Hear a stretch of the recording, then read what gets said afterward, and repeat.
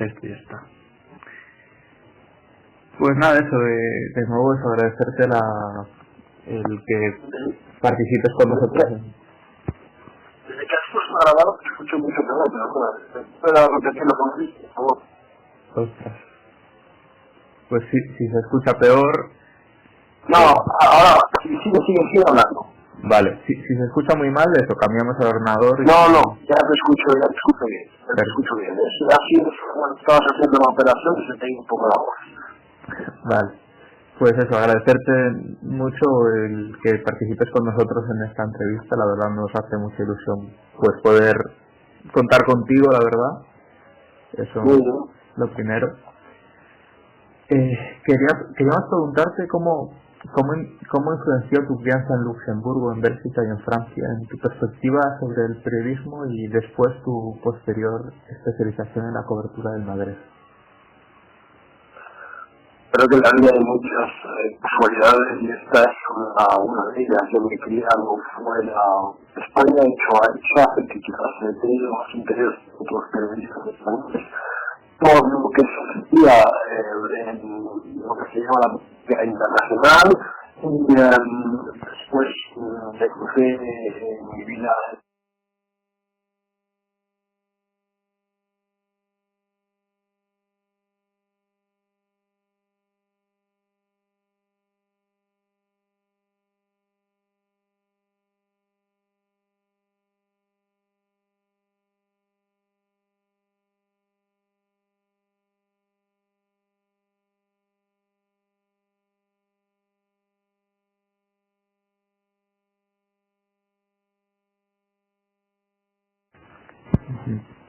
Estudiaste en el Instituto de Estudios Políticos de París en la Fundación Nacional de Sciences Politiques. ¿De qué manera crees que estas instituciones formativas han moldeado en parte tu carrera como corresponsal y escritor?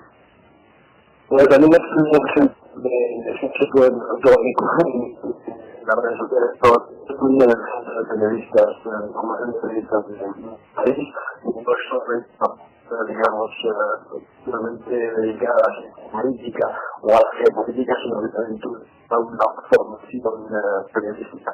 Bueno, yo creo que sobre todo esa formación en los centros élite me dio, yo creo que me dio una muy sólida para después poder ejercer el periodismo. Al periodismo por unas cuantas perspectivas sobre cómo funcionaba el mundo, cómo funcionaba el mundo en aquellos años, estoy hablando de los años 70, pero creo que sí, una de las mejores informaciones que se puede tener en aquellos años.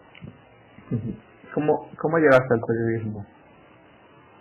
Al periodismo siempre, porque yo siempre quise ejercer el periodismo, aunque no haya estudiado el periodismo, sino otras muchas cosas. Además, no sé qué punto hay que estudiar el periodismo, pero bueno, eso es otro tema. Yo ya, cuando estaba estudiando bachillerato, me mandaba artículos a la fecha y publiqué unos cuantos, tanto en España como en Bélgica. Artículos con pequeñas reflexiones o artículos de mis viajes que están publicados tanto en por ejemplo, o en Bélgica en un periódico que desaparecido que se llamaba la CITE, donde también las prácticas, etcétera. Así que sí es una buena característica. Yo llevo al periodismo por una vocación tenía muy consciente del lado de la adolescencia, tengo muy claro que quiero ser periodista, no soy de las personas que han estudiado a la hora de elegir profesión. Después de muchos años en el país, decidiste abandonarlo en 2014. ¿Podrías profundizar en los factores que te hicieron sentirte abandonado por el periódico? Sí, claro, y es algo doloroso, ¿no? En 2014, primero, en la primera, tuvimos la pantalla penal, el gobierno de lo que fue, tenemos el capítulo entre gobierno y reino. Ahí fue el gobierno que me puso la denuncia por enaltecimiento del terrorismo. Bueno, el país le dio a continuación, bajo diversos pretextos, 72 horas para dedicarle a otra cosa en el periódico. Yo creo que en buena medida obedece a lo que son las presiones de Marruecos, no directamente sobre el Grupo Prisa, sino ejercidas a través del gobierno de España sobre el Grupo Prisa, y se me dio 72 horas con el inaceptable. Yo estaba de acuerdo con otra cosa en el periódico, pero pedí que se respetaran los plazos. Por lo menos esperamos a que la Fiscalía General del Estado, que es donde el gobierno de Marruecos puso la denuncia, archivarse esa denuncia. Los abogados del periódico van por absolutamente seguro que esa denuncia sería finalmente archivada. Entonces, que una vez haya archivado la denuncia, yo entiendo que en esta situación, pues ya no me dejar Marruecos, etcétera, etcétera, y me podría dedicar a otra actividad en el periódico. El periódico no quiso, y 72 horas para cambiar el destino, cosa que me pareció absolutamente inaceptable. A partir de ahí se empezó una negociación sobre las condiciones de la actividad del periódico. Hablando de Mohamed VI, ¿cómo se originó la entrevista con Mohamed VI que realizaste? Bueno, yo llevaba mucho tiempo, en la época que tenía buenas relaciones con las autoridades de Marruecos, a partir del momento en que se produjo el final de la legislatura de Aznar, cuando se produjo el gran choque de elegir, etcétera, y la relación con las autoridades marroquíes fue mejorando, probablemente porque fui uno de los periodistas más empeñados en España en dar la palabra sobre los controversos que enfrentaban a España y sobre el tema de Siria, etc. Tardaron mucho en aceptar y expresarse en el periódico, pero finalmente sí lo hicieron. Y la interacción con ellos fue mejorando, y llevaba pidiendo una entrevista con el rey, y con motivo de la visita de Estado que hicieron los reyes de España, Juan Carlos y Sofía, a Marruecos en enero del 2015, pues el rey Mohamed VI tuvo bien conceder una entrevista al país, fue la primera y última entrevista que dio un medio español, y allí fuimos el que era entonces mi director, Jesús Pérez, y yo mismo a cruzar de la residencia real, no hay un espacio real, y la residencia real, que es algo más modesto, a entrevistar al rey, si no recuerdo mal, el 10 de enero del 2005. Durante esta entrevista, ¿experimentaste alguna restricción a la libertad de expresión, considerando las diferencias en el concepto de prensa entre Marruecos y España? No, nos dieron que enviáramos un cuestionario sobre los temas que queríamos tratar con el rey durante la entrevista. Es algo que es habitual, digamos. En algún momento dado, además, Jesús Severio y yo mismo, pues sobre todo él, nos salimos del cuestionario, ampliamos, hicimos alguna pregunta adicional al hilo de alguna contestación que había dado el rey. Lo que sí sucedió es que a la vuelta las autoridades marroquíes me escribieron, una vez que ya estaba acabada la entrevista y que se estaba redactando la entrevista, etcétera, nos pidieron que introdujéramos algunos cambios en las declaraciones del rey, básicamente para mostrar más empatía todavía de la que ya había mostrado en la entrevista con las víctimas del 11M, con las víctimas del terrible atentado de Madrid que causó 191 muertos, y así lo hicimos, poniendo en boca del rey palabras todavía más que mostraban más simpatía y solidaridad con las víctimas, como si ellos tuvieran la impresión de que el rey se había quedado un poco escaso a la hora de expresar su simpatía con las víctimas de los atentados. Ha sido denunciado 4 veces en España. Sí. La última, ha sido por enaltecimiento del terrorismo, intromisión al honor. En todas ellas fuiste absuelto. ¿Cuál es la situación actual de la última demanda que te realizó el Reino de Marruecos por acción de jactancia? Bueno, sí, está siempre en escena el Reino de Marruecos y sus abogados por acción de jactancia, que es pues algo absolutamente medieval, una licencia medieval que subsiste en el Código Civil español, que supone a garantir a los escuchantes que su rey no había jactado no había vanagloriado de haber sido espiado con el Monger, con el programa noticioso Pegasus por paz en Marruecos. Yo creo que lo sigue efectivamente, aún más que indicios, diría yo, y además creo que lo ha sido para muchas personas en España, en Francia, por supuesto en Argelia, en Bélgica, etcétera, etcétera. Es decir, que no soy ni mucho menos el único, ni siquiera en España, que ha sido espiado con ese programa.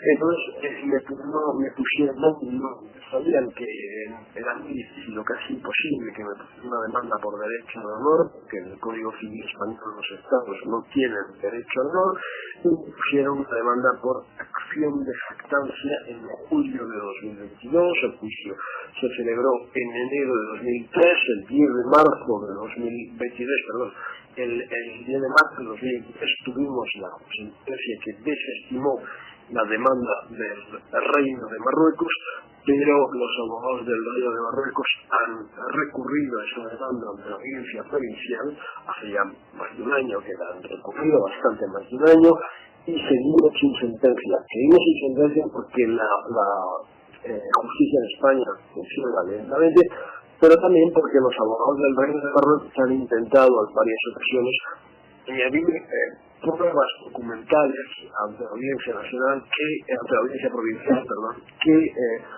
digamos demostrarían mi culpabilidad. Hasta ahora todas las pruebas que han intentado añadir han sido rechazadas por los jueces.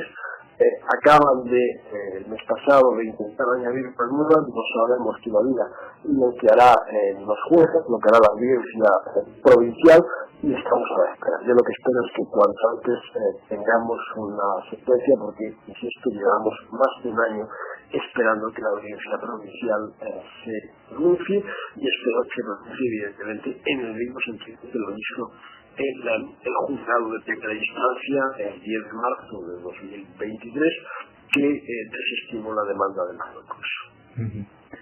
En relación con el juicio actual sobre Pegasus, ¿qué evidencias has presentado para respaldar tus afirmaciones sobre la vinculación de Marruecos con el espionaje mediante este software?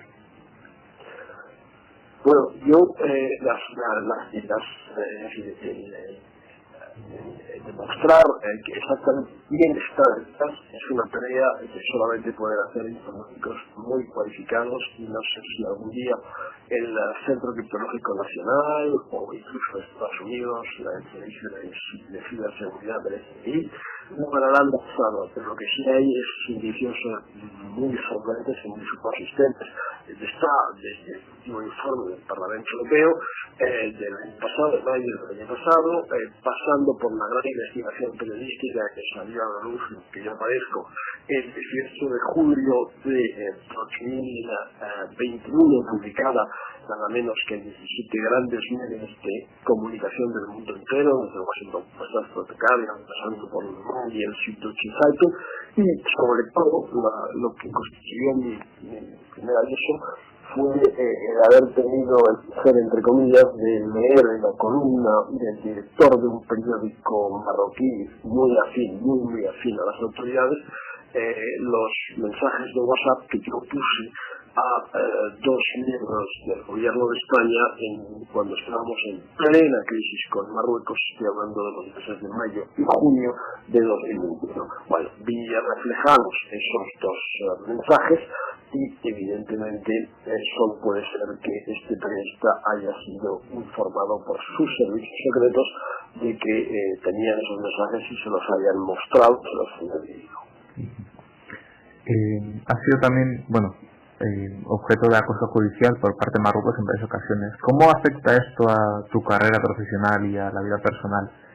Y, digamos, ¿crees que la acción que están haciendo las organizaciones internacionales y gobiernos para protegerte como periodista están siendo suficientes? Acoso policial, yo diría que básicamente cuando trabajaba en Marruecos, pero por unos hace años que no vuelvo a Marruecos, sí, para digamos acoso policial, lo que es el seguimiento. Aquí en Madrid, yo no creo que sean exactamente policías los que han podido cometer algunas acciones, como unas fotografías que me tomaron en un restaurante madrileño un periodista díscolo, opositor, marroquí, etcétera, pero sí, son seguimientos, son un tipo de vigilancia, etcétera, sí, eso es lo que, pero no exactamente acoso policial. Y en cuanto a lo que se refiere a la protección, que tampoco es que pida mucha protección, pero sí pido, digamos, apoyo. Y lo he tenido en todas estas etapas, no por parte del diario El País, por supuesto, pero sí lo he tenido por parte de los demás medios en los que he trabajado después.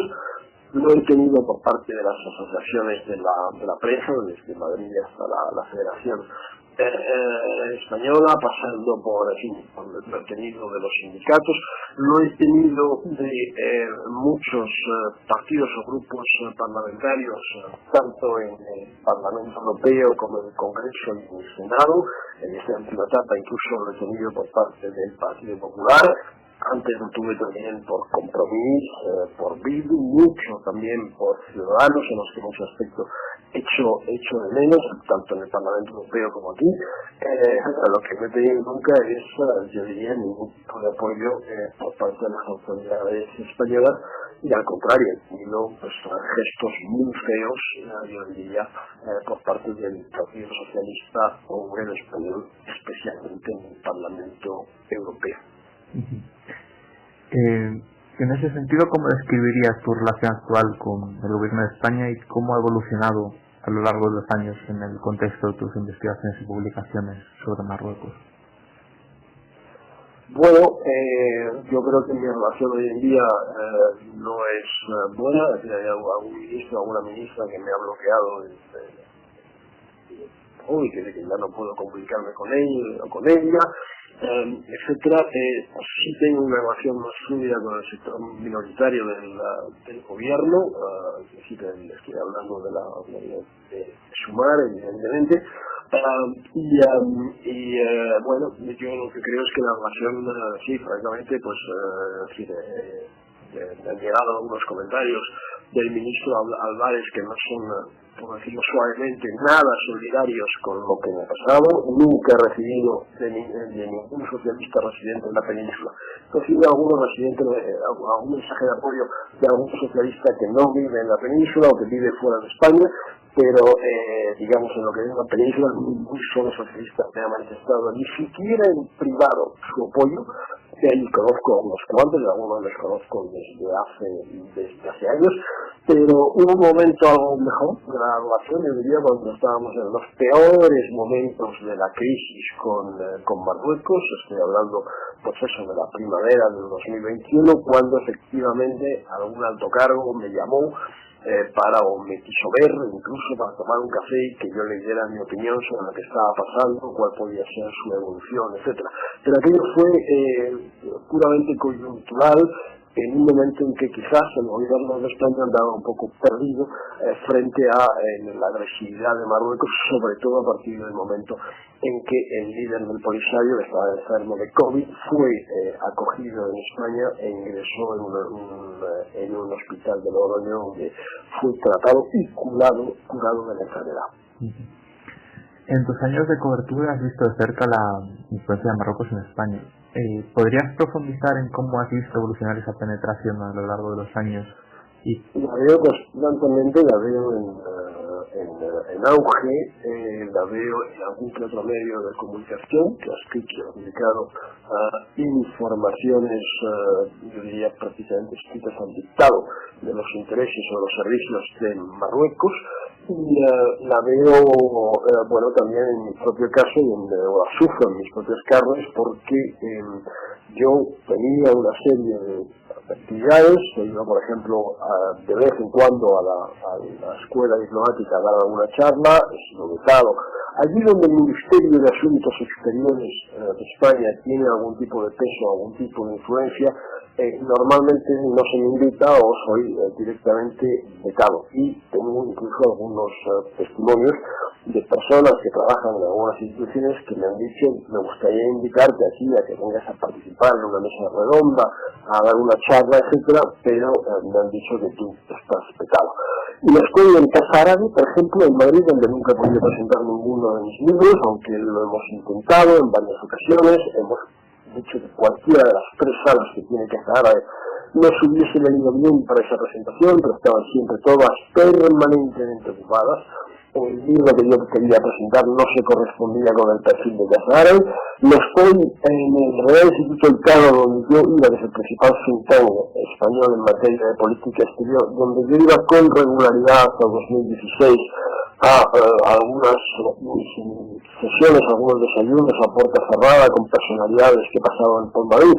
Aquello era francamente, algunos de ellos eran francamente interesantes sobre lo que se podía decir ahí en los terrenos, a la puerta cerrada. Yo aprendí unas cuantas cosas. Bueno, yo estoy también en la escuela diplomática y observo que poco a poco hay más instituciones, digamos, que me van cerrando la puerta o dejan de invitarme. Afortunadamente todo el mundo de las universidades sigue abierto, el mundo de las fundaciones también. Bueno, y sigo haciendo algunos viajes de vez en cuando al extranjero por Europa, porque en algunos sitios también me invitan. Pero sí, es digamos, doloroso que te ponen la etiqueta de antimarroquí. Yo no soy antimarroquí, tengo muchos amigos marroquíes, pero bueno, te ponen esas etiquetas de anti-régimen marroquí y a partir de ahí se te cierran muchas puertas, y esto a mí me lleva pasando pues desde hace, yo diría que 9 años. Y cada vez más puertas, por cierto. ¿Cuáles consideras que son las áreas más afectadas por esta influencia? ¿Perdona, las qué? Las áreas que están más afectadas por esta influencia de Marruecos. Bueno, yo creo que todo lo que es, hay varias áreas, pero sí, básicamente pues lugares como Casa Árabe, por supuesto el conjunto del Partido Socialista, donde nunca se escuchará ninguna voz crítica, ni se formará ni siquiera ninguna pregunta con temas que puedan preocupar, que puedan inquietar o que puedan incomodar a Marruecos. Fuera ya del Partido Socialista, yo diría que el otro gran partido que es muy pro-marroquí, históricamente pro-marroquí, viene además lejos, es el partido de Puigdemont, que antes fue Convergencia Democrática de Cataluña, que es históricamente el partido, digamos, en España más afín a Marruecos. Pero hoy en día yo creo que el PSOE va por buen camino y probablemente le logre superar. Luego aquí hay muchas áreas diferentes, instituciones a las que he mencionado antes, Casa Árabe, el Real Instituto Elcano. El Real Instituto Elcano debe tener más de 20 años de existencia, nunca ha organizado ningún tipo de mesa redonda, de debate, etcétera, sobre el Sáhara Occidental o sobre lo que está sucediendo, la situación interna en Marruecos, sobre el Islam político en Marruecos. En su web sí se pueden encontrar algunos artículos académicos, pero desde luego nunca ha habido un acto público con relación a Marruecos. Lo mismo puedo decir en lo que se refiere a Casa Árabe en Madrid. Ha habido alguna actividad relacionada con el Sáhara, con los saharauis, pero de carácter estrictamente cultural, sobre poesía saharaui, etcétera, pero en ningún momento nada que trascienda lo cultural. Bueno, es un conflicto que hay en el norte de África y no entiendo que instituciones de estas características no puedan en ningún momento tratar ese conflicto. Y añadiré también otro centro que hay en Barcelona, que también está muy vinculado a exteriores, que es el IEMET, el Instituto de Estudios Mediterráneos, que también, pues tampoco desarrolla.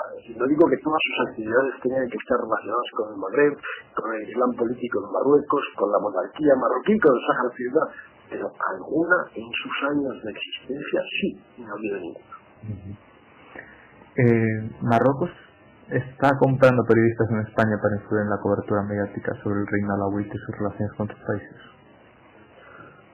Bueno, yo no sé muy bien lo que es exactamente comprar, pero que digamos que hay, sin lugar a dudas, periodistas y medios que están bajo la influencia de Marruecos, que todo lo que escriben está, digamos, agrada o está en línea con Marruecos.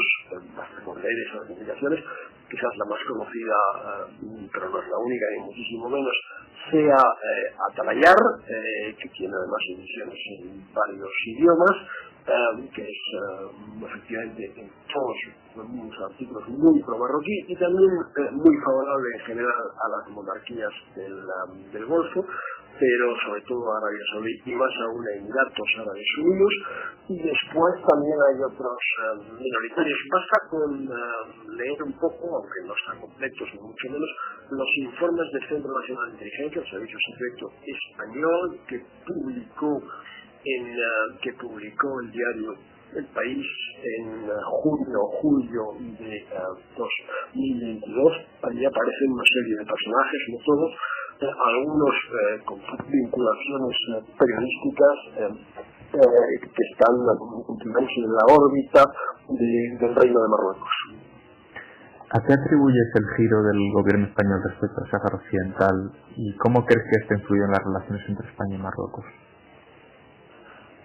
Bueno, ya sé que hay toda una teoría sobre el supuesto chantaje al que habría sido sometido el presidente del gobierno o incluso buena parte del gobierno tras el pirateo de sus móviles con el programa Pegasus, pero yo esta hipótesis, sin descartarla por completo, tengo muchas dudas, no le atribuyo gran credibilidad.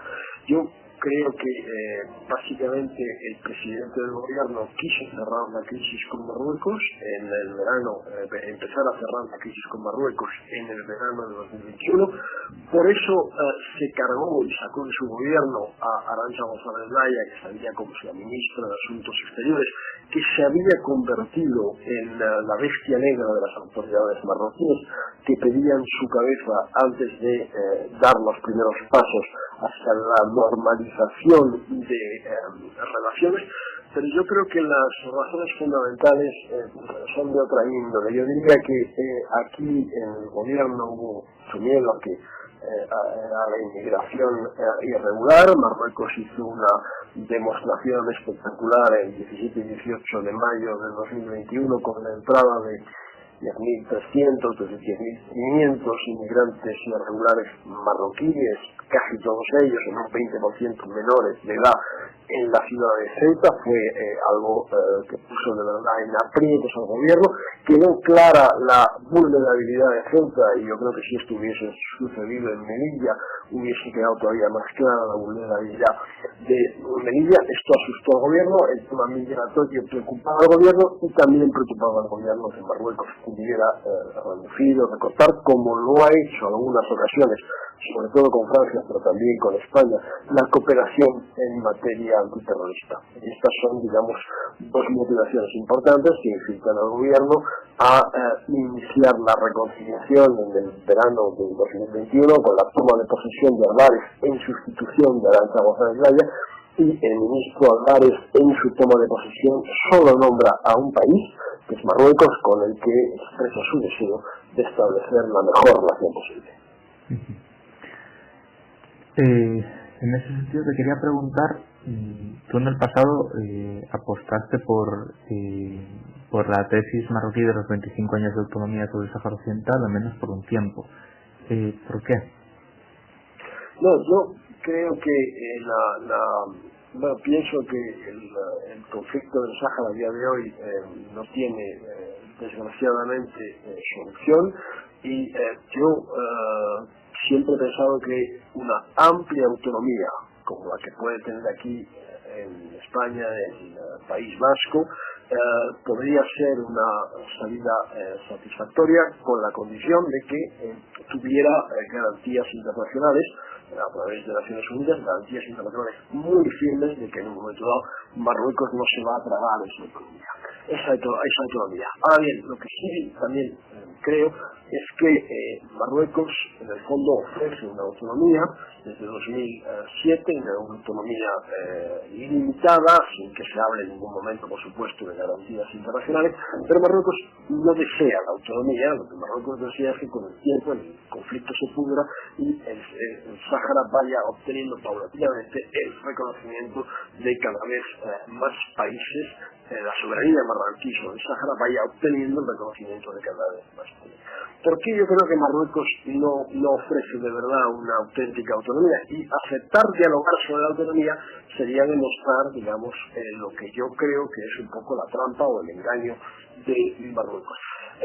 Primero, en un sistema dictatorial no cabe la posibilidad de que haya una región donde haya un sistema político diferente con un poder autonómico amplio. Eso, si podemos repasar muchas dictaduras en este mundo, incluida por supuesto la de Franco, que tenemos más reciente, es decir, aquí esto no existe en los sistemas, y Marruecos es, sin lugar a dudas, un sistema autocrático. Y aparte de eso, si Marruecos concediese de verdad una amplia autonomía al Sáhara, bajo soberanía marroquí, pero una amplia autonomía al Sáhara, iba a tener el mismo problema en otros lugares de Marruecos, empezando por el Rif. Es decir, que habría regiones de Marruecos que empezarían a reivindicar la autonomía. Y eso es absolutamente ingestionable, son incapaces de gestionarlo. En Marruecos, en contra de la perfección que tenemos muchas veces, es un país muy variado, como lo es también España, con grandes diferencias regionales, no solamente culturales o históricas, sino también con grandes diferencias de desarrollo económico entre lo que yo diría el Marruecos que más o menos funciona y el Marruecos atrasado, y el Marruecos olvidado. Y todo eso saldría a la luz si hubiera una auténtica autonomía en el Sáhara Occidental, porque ahí se dispararían las demandas de otras regiones. Eso las autoridades marroquíes, los zampontas que conocen bien su país, saben que se enfrentarían con ese problema. Por eso digo que su oferta de autonomía yo creo que no es real, pero bueno, les permite intentar demostrar a la comunidad internacional que son teóricamente dialogantes y que hacen una oferta que no es la independencia, pero que se acerca un poco a la independencia a los saharauis.